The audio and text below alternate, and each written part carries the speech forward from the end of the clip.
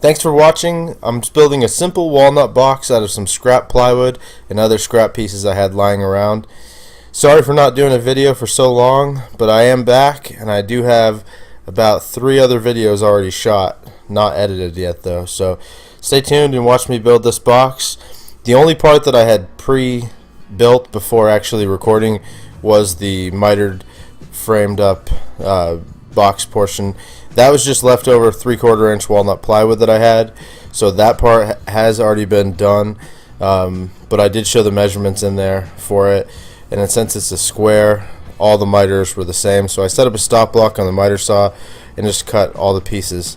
Now here what I'm doing is just doing a rabbet on the inside of the box, and I actually did this in 2 passes.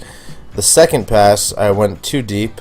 I did it a full 1/2 inch, not thinking about the fact that plywood that I had was not actually a full 1/2 inch. So, and obviously the corners are rounded from doing the rabbeting bit, but that'll be taken care of.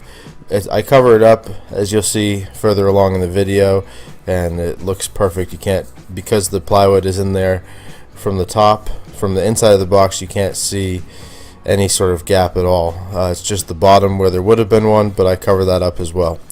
So here I am just cutting down a sheet of 1/2 inch plywood, again not 1/2 inch.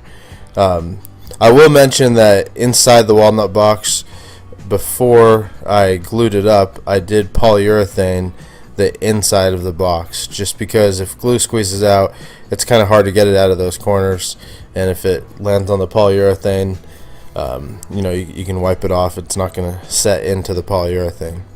So after I get the piece of plywood cut out, all I did is just marked it and cut the corners off.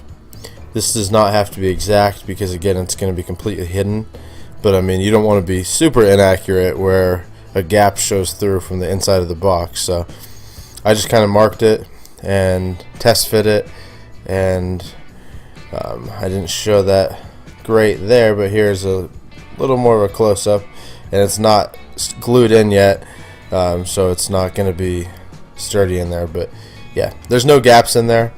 So then the next step here, I'm just going to be polyurethaning again before I glue this in.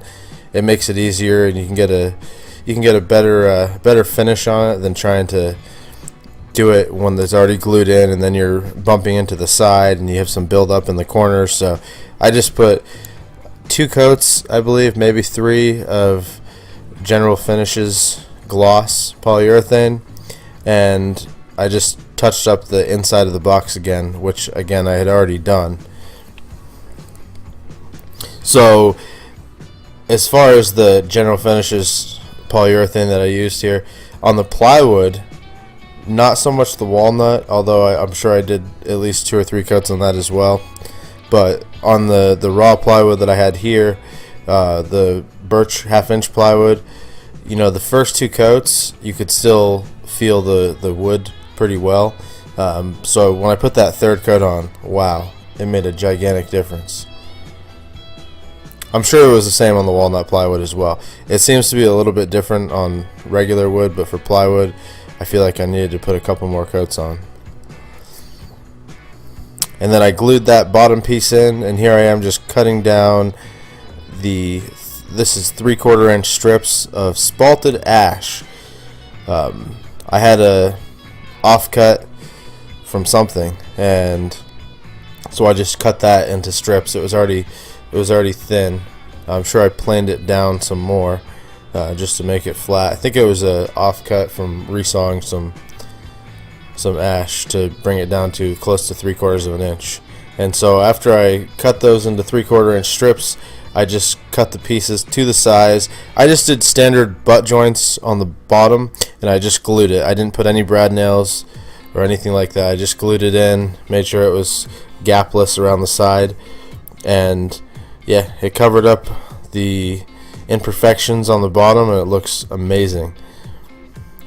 Now onto the top piece here. I'm again setting up a stop block on the top, since that will be showing. I'm mitering some scrap walnut to act as edge banding to cover up the ply.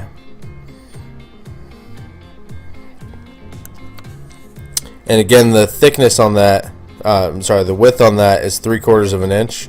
So I just went ahead and cut those miters. And I don't know how everybody else is, but I am not phenomenal at miters. You know, I rarely get them perfect, and I did not get them perfect here.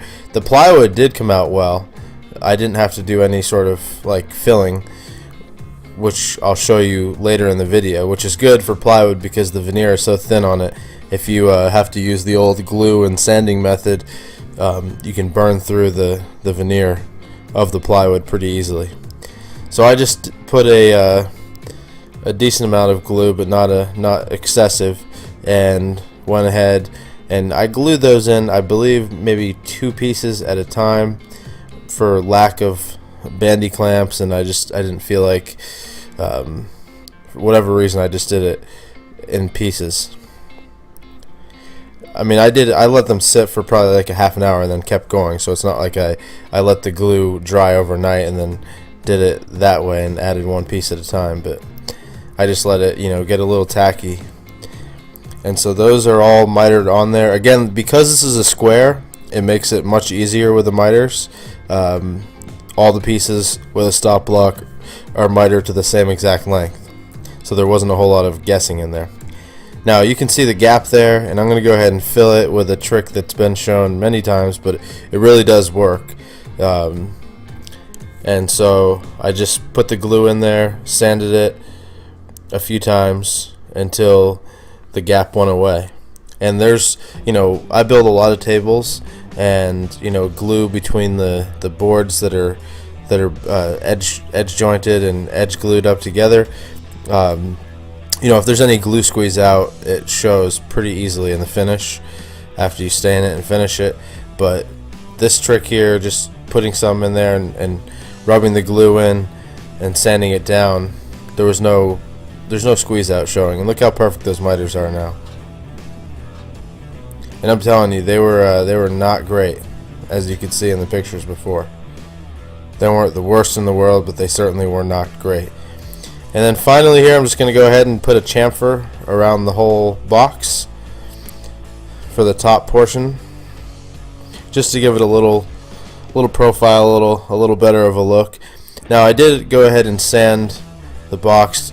I did not sand the plywood hard because you can easily go through the veneer, but I did sand it just to make it flush with the walnut on top. I made that flush with the plywood box itself. And then of course I sanded by hand in those chamfers that I put on there, and I sanded lightly with I think 220 grit for the outside before putting the finish on. And again, I'm using General Finishes gloss stain, and I have no sponsors whatsoever on this video, so this is just what I like. I used Minwax polyacrylic and different Minwax stains for a long time, you know, thinking that people just use the General Finishes or other stains because of sponsorships or whatever, because other people use it on YouTube. But it is dramatically different. Again, once you get to like usually the 3rd coat, it is a beautiful finish. My video does not do it justice, but from using other finishes for so long, I can tell a gigantic difference in this finish. So again, this is just a quick, simple box made mostly of scrap wood, and there's the finished product. I hope you like it. Next time, I'm going to be building a project that should be out in a week, and thanks so much for watching. Again, sorry it took me so long to put out a video, but I'm going to be putting out some new videos soon, and hopefully I'll stick with it and put out some stuff that you guys like. So thanks for watching. See you next time. Bye.